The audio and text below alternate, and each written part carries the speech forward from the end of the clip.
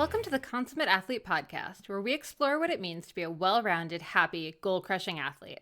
Every week, myself, sports journalist Molly Herford, and cycling coach and kinesiologist Peter Glassford interview experts and chat through all of your training questions. We're excited to have you along for the ride. Hello. Welcome back to the Consummate Athlete podcast. Peter, how's it going? It's going well. Happy to be here. Yeah. What's been new with you over the last week? So many things, so many home projects now that we're back, so much running, a good long run with friends. That's right. You knocked off a 20 miler. So it was a big weekend, but you did all right. It was colder here, but not bad running conditions. Yeah, no, that's all been good. A little bit of niggles going on in the knee, but pain. We're working it out. It's all fine. We're not going to panic about it just yet. Well, you're remembering you have all these gizmos and gadgets. You have those compression leg boots. So we're going to try and pull out. I always find people buy these gizmos and then they don't get used. So to be fair, I used those so much when I first got them. Like I was so good about it. And then I think I've just incrementally slowly just gotten busier and busier and busier to where, it is really hard to find the hour to sit in them. I mean, that said, this isn't an ad for the compression boots. I'm just saying, when you buy a gizmo, you want to believe in it and use it here periodically. Sure. So there you go. You can bring it back out and change up the routine. Yeah.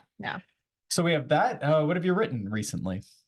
A lot of articles, so many articles. Actually, I was super stoked. So Apple News picked up one of the features I did for Canadian Running Magazine, all about sort of running and longevity, which is a topic that we are becoming more and more interested in, for ourselves as some of us get older. Just Peter here. I'm staying the current age that I am, if not a little younger. That's my story. I'm sticking to it. But I mean, ultimately age is coming for all of us. So doing that article is super cool because I got to talk to a lot of runners who are in their 70s, 80s, and are, setting world records or just still running for fun.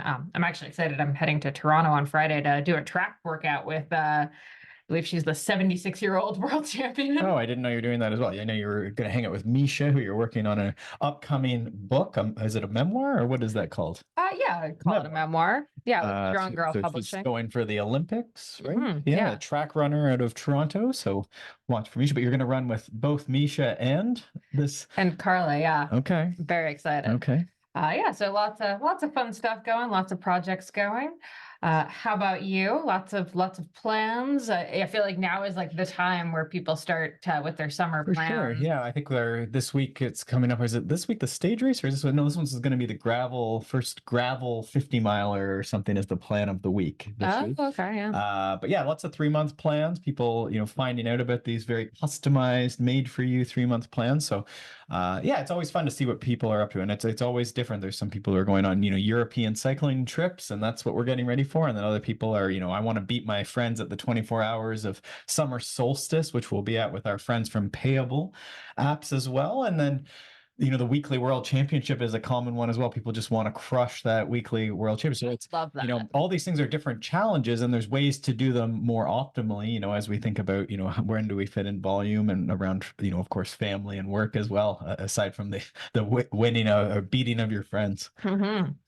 And I mean, that's all sort of leading us into a lot of the questions we've been getting. We're mid-March now as we're recording this, and the weather is in most places starting to kind of turn to the it's maybe not optimal to ride outside. Seems like if you're not in Tahoe, you're getting a bit of taste of early spring. It seems, like what's happening. Tahoe, I think I haven't actually seen that, but people keep telling me that Tahoe gets a lot of snow. But I did see that there's record temperatures set on the west coast of Canada, Edmonton and Banff. And then certainly here in Ontario, more in central. I mean, that's what we're looking at. It's in the negatives today and it is snowing. But then it goes back. It does go back. That's what makes March a really tricky month, right? In April in Canada often, yeah. For sure, The spring is a tough time. And I mean, I think those first few rides outside, inevitably, they're going to be the full on, tights and booties and jackets and kind of all of that stuff. Or at the minimum, the question mark of what do you wear, right? I think both of us in the past week have gone outside and come back in and had to change Well, and I was going to entirely. say, it's not just cyclists. We always talk, cycling is more gear heavy. You're going to have things on the bike, different bikes, different, the wind becomes much more of a factor versus running is, a little more flexible. You can leave in a coat and unzip it. But there's still, days you've left in shorts and then days you're in No, tights and then days you've probably regretted either choice. 3 days this week I have left the house and come back and changed. So yeah, we'll talk through some strategies for this time of year. Yeah. And this is in line with, I just had my latest article come out with Canadian Cycling Magazine. I think this will be in the most recent issue. So we're in March. So it'll be sort of a March, April issue, I think. But it's also linked online for subscribers. And the idea is, should I stay indoors or should I go outside now? And I'm not sure what Matt was thinking with the now, but Yeah, now is like really abrupt. maybe really. now is this spring exactly what we're talking about. Yeah, I like that. It sounds very like demanding right now, immediately. And so we'll link to that article. Again, you do need to subscribe to get the whole gist of it. But we also have a video apparently that Molly and I did. We did a talk for Ontario Cycling in 2021, maybe, about prepping to get back outside on the bike in the spring. Yeah, that was a whole presentation. So you can watch the entire thing, or we'll give you a bit of the cliff notes here, the spark notes. Sure. Yeah. So I think the first part, let's just maybe talk about like the why you should want to get outside right now. Because I mean, you've had this from a few clients this week. Ultimately, I think the transition to outdoors in the spring is really tough for people because suddenly it goes from being able to bop on the trainer and be riding in 30 seconds to, they've been doing that for a few months. We always kind of, the first few rides back just are kind of a little painful as far as the getting ready goes. Well, you have to find things and the bike has to get outside. Some people have two bikes, so it's a little better, but some people have to take it off the trainer. And then of course, then there's that, if you have to take it off and it gets muddy, then getting it back on the trainer for the next day. This past weekend was a great example. Saturday was okay weather, like dry. Still chilly, but great ride outside. But then Sunday, most people ended up indoors because it was snow, sleeting, and again, even colder than it was Saturday. So you could be in trouble then if you had to get your bike cleaned and set up on the trainer.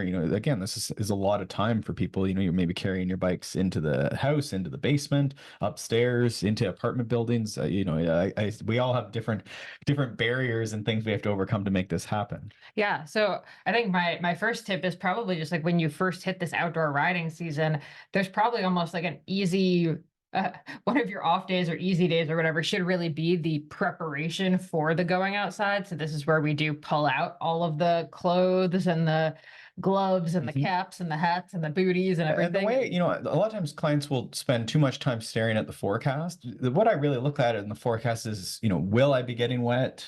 Is it going to be cold? So then this influences the coats and the vests. And I haven't actually gotten much into long, like tights this year, where it gets really sub-zero.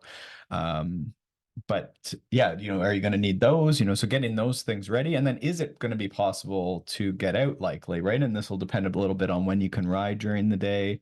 When it's dark all winter, it gets harder if you're 9 to 5. Well, and a lot of people are probably a little annoyed if they were early morning cyclists because you just were able to ride outside in the early morning for the last few weeks, and then daylight savings time came, and now it's more you can get your after work ride in, but your morning ride is going to be a bit more of an issue. So I break this down in the article. It's certainly not, I think my bent is usually that outside is great. We have to do things like looking where we're going. We have to navigate. We have to balance our bicycle.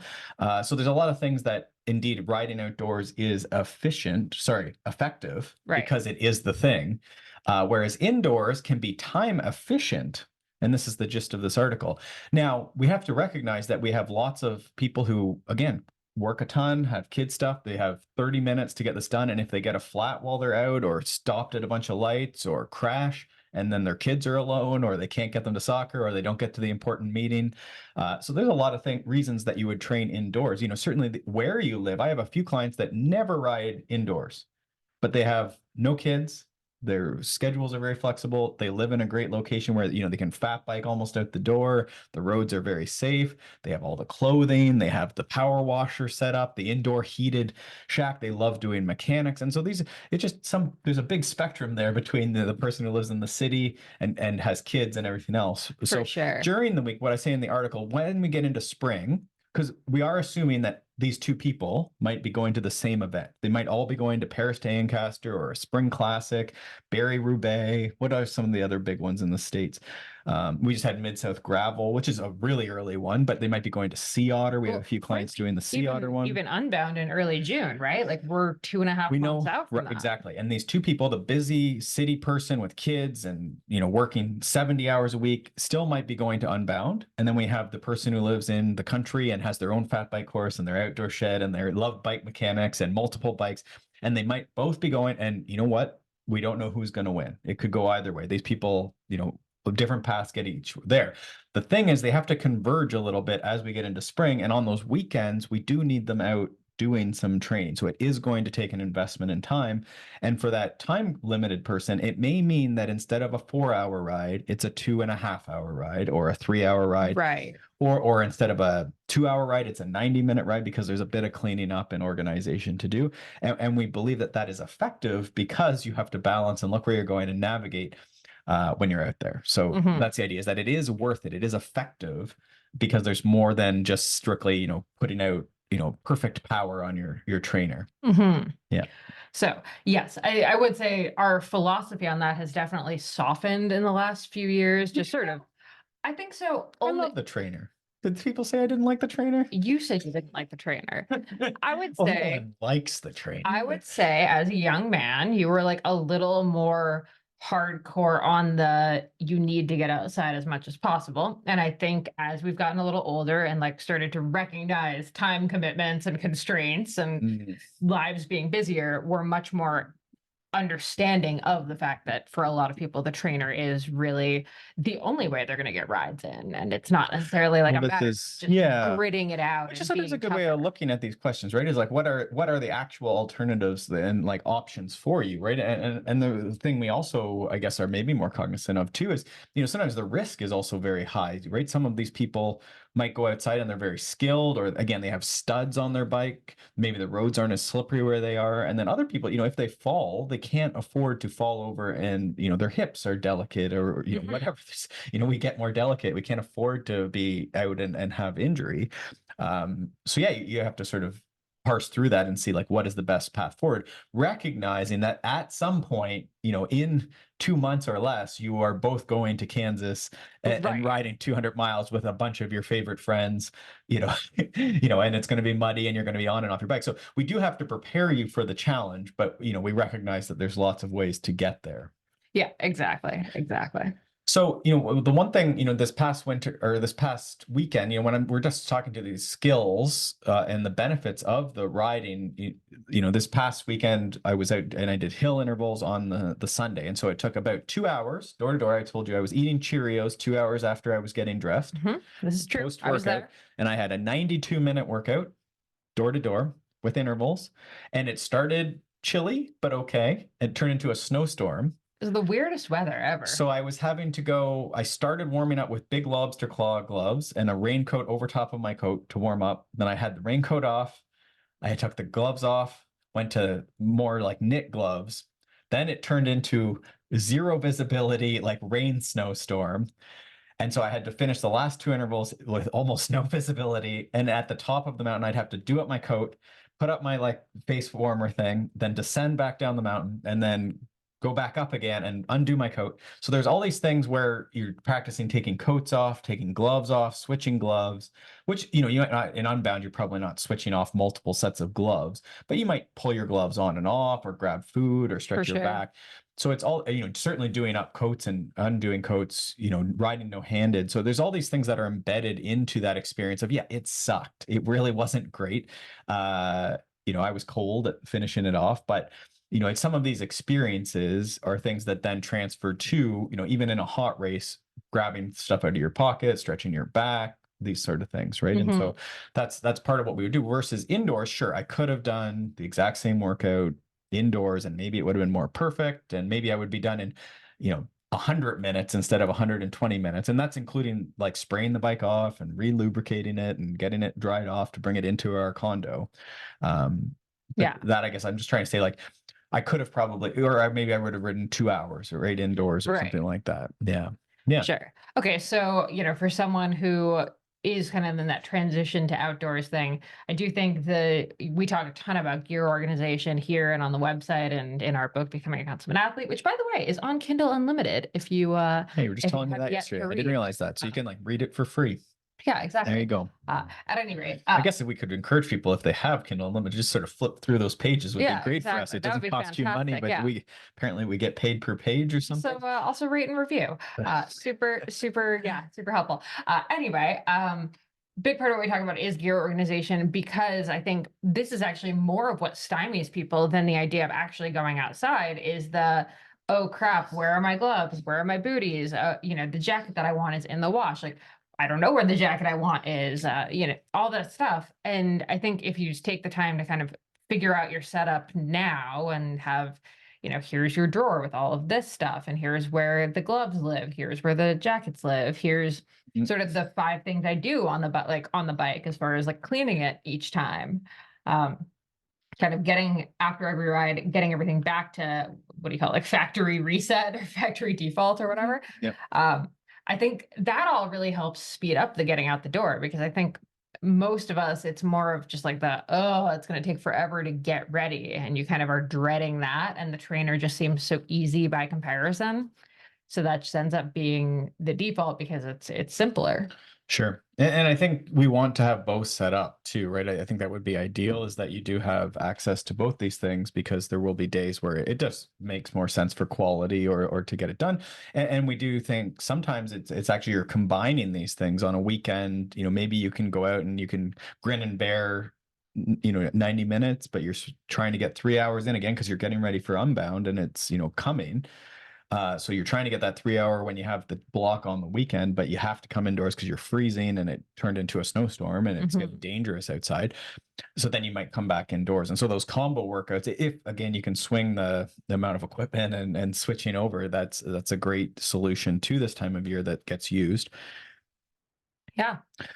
Okay, so we have, should you go indoors or outdoors? We're saying both. Certainly we have some people too who are cross training. So, I guess yesterday I do on this workout I described, I then was out for a second workout running in the afternoon then. But that could certainly also be something that someone is combining a run and bike. That's sort of one of your favorite 1 hour things. on the trainer, 30 minutes out running. And for a lot of clients, we spoke about this last week, I think, with the what counts as training. It could probably be the dog walk if you have a vigorous walking dog. You get out and starts trudging, and we always say, wear the heart rate monitor, and that will give you an indication of whether that is. But for a lot of people, walking can actually be decent cardiovascular training. And if you were going to sort of warm up, cool down anyhow on the bike, you do the main meat of the workout, then maybe that cool down walking is actually an okay scenario. And again, save some of that motivation and get some of these other factors that we like about cross training as far as range of motion, time in nature, these sort of things. Plus, your dog is psyched. Well, and I mean, again, we only have so much time in the day. So it's, if the dog does have to get out, maybe you're going to go pick up something, do an errand, just phone someone while you're doing it. There's some of these things there's only so much time in the day, right? I will tell you, yesterday I had to drop a return off at Staples, and it was like the clangiest metal thing that had like pieces in it. So as I ran with it though, so as I was running to Staples, I had this like box in my backpack, and it was just clang, clang, clang every step I took. Like the looks I got. Also, then Staples was closed, so I had to add an extra 40 minutes of running to wait for it to open. So good time. I think people thought I was sort of nuts on the trail, but you do what you got to do. Sure. And I think maybe the only other, so we were talking about errands, making those into a thing. And I think as we're trying to get the volume built up, the other option we have is doubles on the weekend, which sometimes fits okay in schedules. Maybe you have kids and they're going to get up at whatever time kids get up, and you're going to get up early and do 30 to 60 minutes on the trainer. And then maybe later in the day, you can sneak out, in the afternoon, which there's a mental hurdle a lot of times as you get later in the day. Some people are used to it because they train after work. They train at 5 o'clock and 6 o'clock and 7 o'clock and 8 o'clock and 9 o'clock at night. But you could use that on the weekend too. So it might be an hour right off the bat, and then 90 to 2 hours in the PM, or a combination of sports, certainly that cross country skiing and that sort of thing through the winter. We'll see if he'll use that. So that's another thing, is that we're trying to get ready for the, bigger weekend rides the second we can. And usually it's in April and into May. you might be doing that on the weekend where you're trying to divide these and just find a couple windows on the weekend. Mhm. And maybe just, maybe you're like me and now the idea of riding more than 90 minutes on the trainer, even an hour is crushing. You might have to deal with, 2 1 hour blocks. And I think that's great, right? We really like frequency in the Mhm. running world, the rowing world, the swimming world. These double workouts are so normal, whereas in cycling we see less of them for a couple reasons. We don't support our body weight, and there's sort of a difference there a little bit, but I do think that it's a very effective way to train. And we know, we talked a bit about that frequency limited, where people at first have to get up into 5 and 6 rides a week. For some people that might be a way to get to 5 or 6 rides, but you're still getting your 2 off days, right? Where Ooh, yeah. right, you're getting an extra dose on a Saturday, you ride twice, and then maybe you can still take Monday and Friday off, or you have to because of life. Right, right. So that would be the other thing is, even just volume aside, which we all think about, frequency might be something we can, leverage a little bit as well. Mhm. Yeah, and that feels nice on the calendar. Just Mm. to like have all the little like X'd off or green light or whatever you want to, Sure. Yeah. however your Yeah. I method mean, of more recording workouts. is. Yeah. Yeah. Okay, cool. So that's that. Is there anything else? We talked, did you want to talk about like equipment, or what else did we want to talk about as far as spring training? I mean, I think that pretty much covers it. I would definitely say I've talked a bit about this on the blog. I was doing kind of a series that was like things that I think are worth like saving money on, splurging on, that kind of thing. And I will say a good raincoat, like if you don't have a good cycling rain jacket, that is probably like the best investment you can make. I tend to go a size up because that Mhm. way, if you don't have a winter coat, a raincoat can be your winter coat if you just layer enough under it. So I Sure. always like going the size up so I can put more stuff under it. Yes. But yeah, absolutely a good raincoat. I like Seven Mesh, Gorewear. We've had a couple good ones from Rafa. I wear a lot of Pearl Perlizumi, stuff yeah. too. Yeah, and it's definitely, I do a lot. So I have like a heavier raincoat if it's really raining. And often it's not as cold if it's raining. It could be cold, but not, sub-zero. I think that's assumed if it's raining, not snowing. But then I do like that bigger coat. I often get one that's a little bigger, that's super stuffable, super what's that? Packable. Packable. That I'll warm up with. So I'll put that on over top of like a bigger coat or a couple long sleeve jerseys or whatever I'm wearing, and I'll start warming up. Almost, I call it like my garbage bag. I like put a garbage bag on Hmm. because I do not like being cold rolling out. But then this thing, I can either stuff it down the front of my shirt, or I can just, it stuffs, so I can put it in my pocket or pack or whatever I Yeah. have with me. So anyone who's cold, like a cold person, I always say, if you don't ever get to that where you're too hot and you're overdressed, be ridiculous about it. Like, wear the garbage bag coat, wear the puffy coat over top of your cycling clothes. Like, some people might have to wear winter jackets, like actual ski jackets, and Oh, for and sure. and get out to where it's comical. Like, you are so sweaty, and then you'll be like, oh, winter riding isn't Yeah. that bad.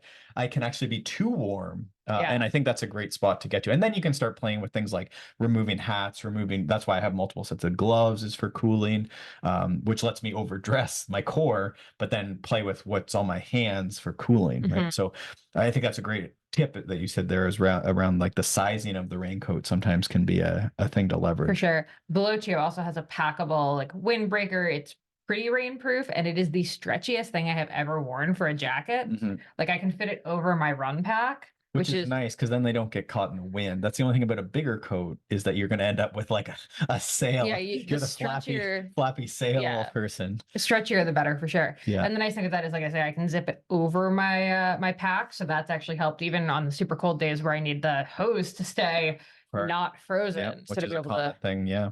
Yeah. yeah, to be able to zip it over, and then if I want to take it off and stuff it in is a really, really big Sure. plus. And I think for running, that warming up idea is probably great. Even some people are leaving early in the day because they have to do it before family. So it might be super cold to start. And again, you aren't as warm. You're not warmed up perhaps. So then Hmm. this will help you get sweaty. And then just as you start feeling that, you might stuff it down the front of your shirt, or like I say, just stuff the whole thing if you think you're good and rolling.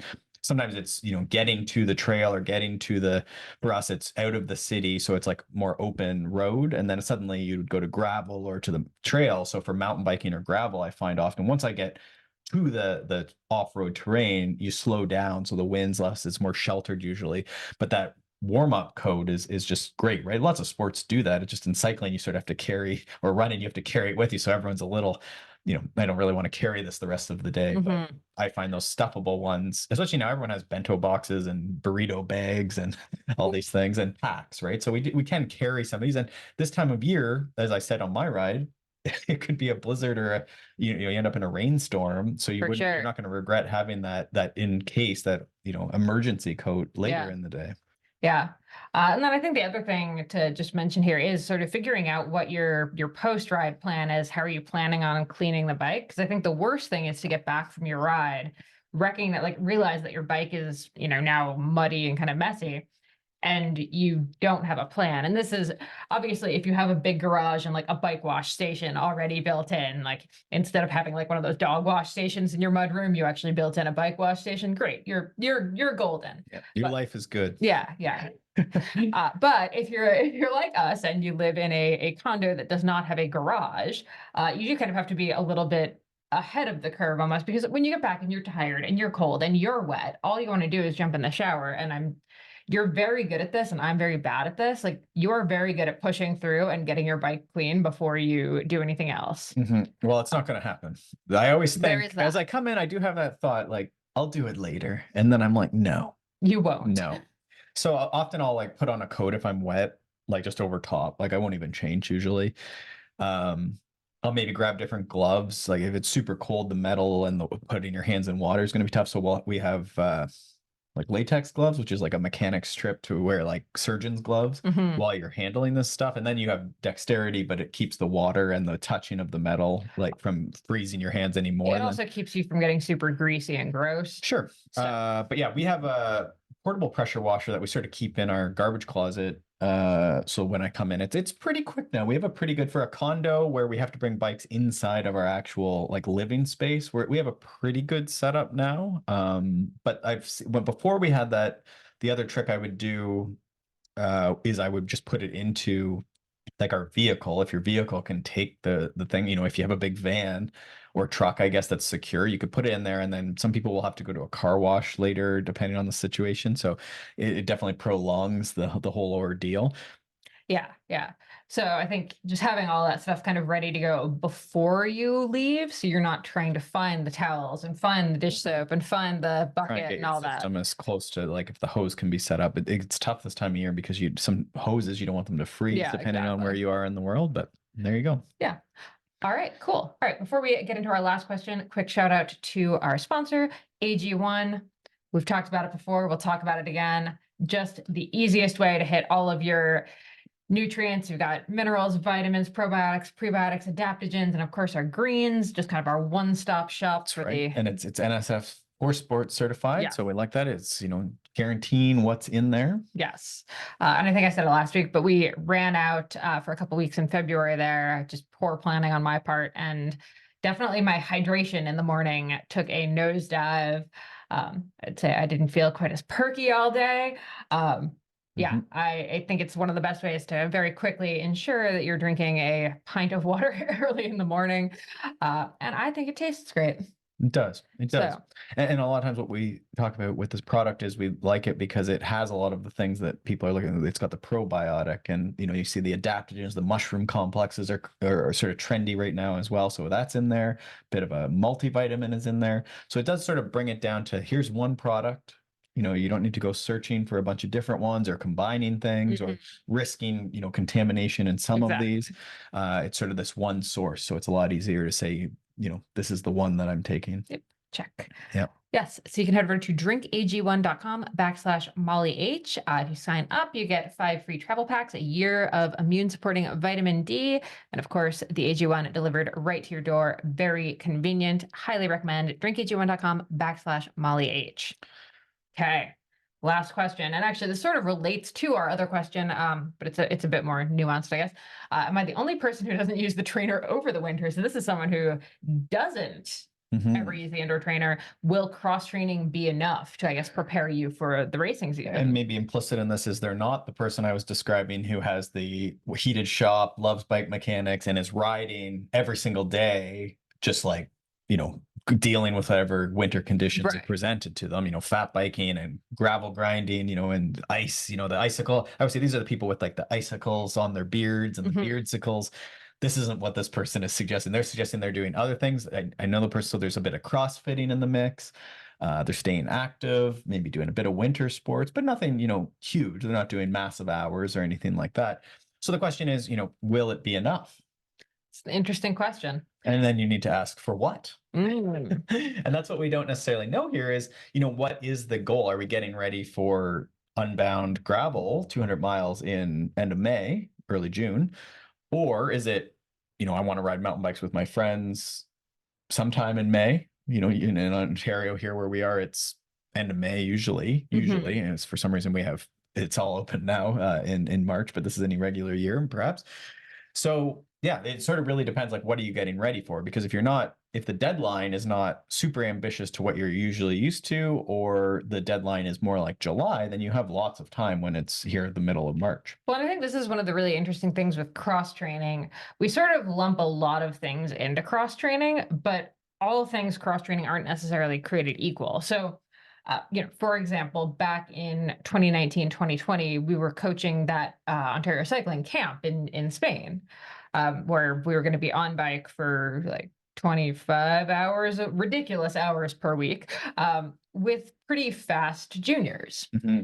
And for like not just survive 1 week, I think it was that like a 3 or 3 week 4 weeks? 3 or 4 week camp. Well, we had a 4 week camp because we had 3 weeks of that and then 1 week of our gravel camp. So I think I rode 5 or 6 times prior to that camp. Plus you're running. Well, that's what I was going to say. So my cross training was running, um, but it was sort of almost like 1-to-1. Like it really did equal out quite well. So that way, when I did get on the bike at the camp, I didn't have any problems. Mm-hmm. But I'd say running and cycling are very like equally matched in terms of the like aerobic nature of them. So it was a lot easier for me to just transition from running to riding pretty seamlessly, I would say. Mm-hmm. I think you had maybe 2 weeks of prep, and maybe you did a couple trainer rides before we left. But I don't think I did any trainer we were rides. there early. So yeah, you didn't do it. You were definitely run training before that, but you did do a little bit to sort of transition in, which is probably, here for this question. We're in middle of March, so now might be the time where this person could, if they're at a CrossFit gym, they could jump on an Aerodyne machine or the assault bikes where there's like the handles with the pedals, just for a little extended cardio. That could be before or after a class even. Well, that's where I was trying to go with that is like CrossFit, strength training, all that stuff. Like we love it as cross training, but it may not really prepare you for like endurance cycling. Like you'll get back into it and yes, no problem, but there might be a bit more of a ramp up than just like a quick transition where it just flows from one to the other. Right. Yeah. And I think that stuff, the mental toughness, the overall strength, the range of motion, there's going to be a lot of pros to that. And usually in the off season and the cross training, we'd like to see it look a lot different. But then at some point, as we were talking about with the last question, you do want the stuff to start looking like the stuff. So if the goal is to get ready for mountain biking with friends, end of May, early June, as we get into April, 6 weeks out, 4 weeks out, we do want to do more. And I think the seasons usually start indicating, and people will start riding a little bit more outside, in this case where we don't have access to a trainer. But if I was trying to move this person in that direction, I would say, can we get out for some big hikes? Can we get, like, what are our options? Is there an exercise bike? Could we ride a trainer? Is it just you haven't been, you have the thing, you just don't really like it? You could start sprinkling that into, again, just some call it zone 2, some 30-40 minute zone 2 rides on the trainer. Watch your favorite show, 2 times a week on top of your CrossFit. Maybe get out on the weekend if the weather's decent.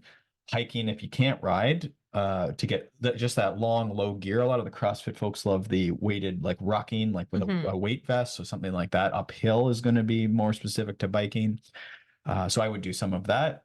Even, we're in a town where it would be fairly easy to ride to CrossFit. You could start riding or walking, honestly, like just to get a longer workout in where it's, I was moving for 2 hours. So like I walked 30 minutes to CrossFit, did CrossFit for an hour, 30 minutes back home, and just warm up, cool down. Like you're not trying to run or be the hero of walking or anything, but some of that is mental. Some of it is just the cardiovascular load. CrossFit folks, often it's that low gear that they're missing. Not, they're used to working for almost an hour. Their heart rate's up for a lot of that class. And then probably, 5 to 20 minutes of that could be like a burner where they're actually like really vigorously working.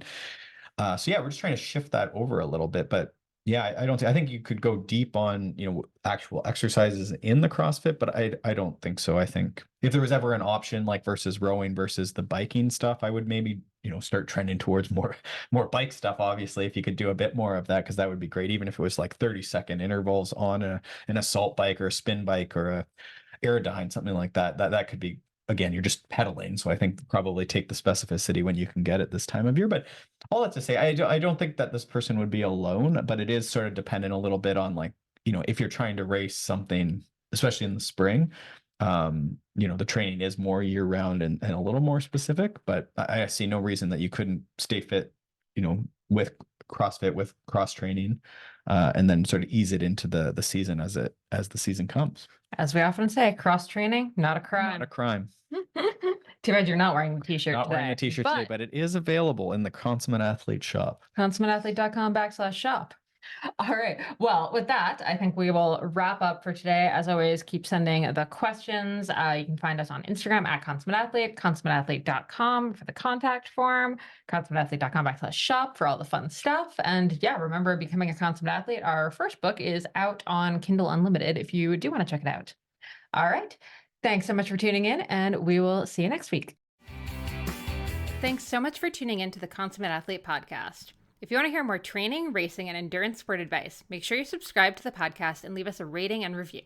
You can also subscribe to our newsletter at consummateathlete.com for a weekly dose of inspiration and advice straight to your inbox.